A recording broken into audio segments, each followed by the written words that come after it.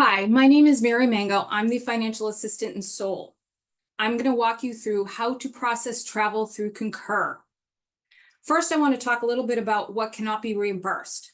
Frequent flyer miles, reward points, auto repairs, fines for parking tickets, travel insurance, car rental insurance, toiletry items, medication, and alcohol. All right, let's get started. First, you want to go into Atlas, click Full Menu, scroll or click Purchasing, then scroll down to Travel, click Travel Expenses and Booking.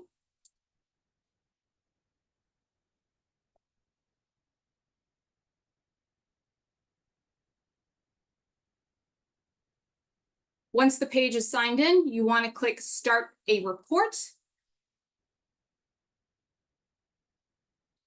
And then what you want to fill in is anything that's got the red star. So the report name could be the retreat name, the conference name, however you want to tag this voucher is the name you want to put in here. But I'm just going to put retreat. Next, the purpose. There's a drop down, as you can see. So you want to click and find the closest label as you can to what the report name is or why you traveled. So we're going to look at retreat. Retreat is there. Next, benefit of project. This shows a drop down, but it always is a non-sponsored activity. Next, you want to go to cost object. Cost object is your group's main account, your group's CSC account if you're a club sport, or if you receive the funds from the funding board, either GSC or FinBoard for this trip, you would use that cost object. So I am just going to put in 66200 is the Seoul office, so I'll put that. Now, start date and end date are the next two, so you want to click the little calendar. I'm going to say I started the trip on August 1st and ended the trip on Sunday the 4th. Destination, I usually just put Boston.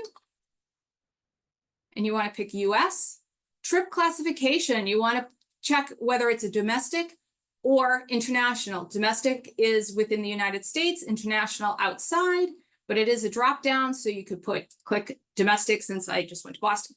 Comments, this would be additional information you would like travel to know, or you can just leave it blank. Then you would click Create Report.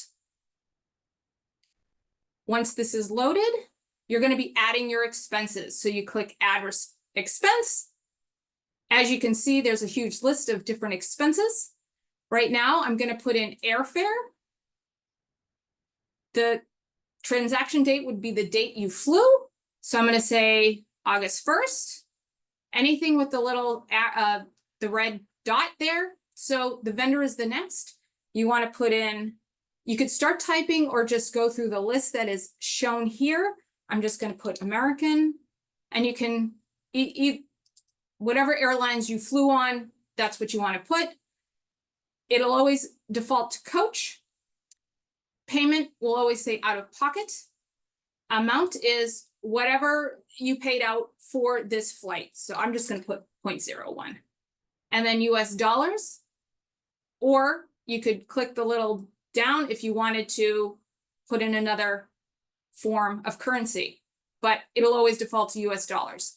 Primary destination, you want to put in, I'm just going to put in Boston, Mass, or Boston, US. At this point, you're going to add your receipt. So you would click Add Receipt, and then you would upload the flight itinerary. It has to be a detailed flight itinerary. And once that is uploaded, I would highly recommend you have it as a PDF. Then you would either save and add another expense or just save expense. So I'm going to put in that I also paid for food. So these are all your expenses. It's not, other people's expenses. You had to have paid 100% of these expenses that you're putting in. So I'm going to click the drop down, and I'm going to say meals.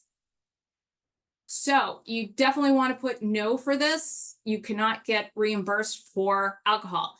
The transaction date would be the date you took everyone out for dinner, and that's what you're getting reimbursed for. So, so the transaction date, anything with the little dot, I'm going to put 01.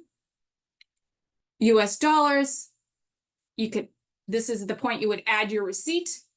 So you would upload any receipt that had to do with this meal.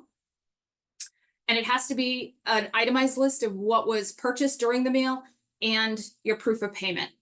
Comments, you could add any information that you want to put in there in regards to this expense, or leave it blank. Now I'm going to hit save and save expense because I have no other expenses that I have. Now this will give you a snapshot of what you just put in for your expenses. Here it would show the different receipts, but since I didn't have any, it's not showing anything. But what you want to do is once you've gotten to this point, you want to click one of the expenses, and then you're going to add the other receipt.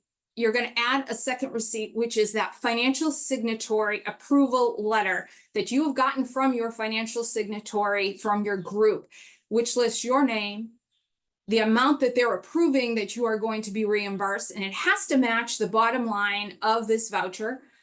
You would upload it at this point. And you being the payee on this travel, if you're a financial signatory, you cannot sign that form. You have to have another financial signatory for that group to sign this form.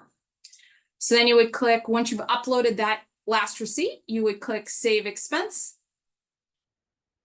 And at this point, if all looks good, the amount looks good, it matches the amount that the financial signatory has approved, you would click Submit Report.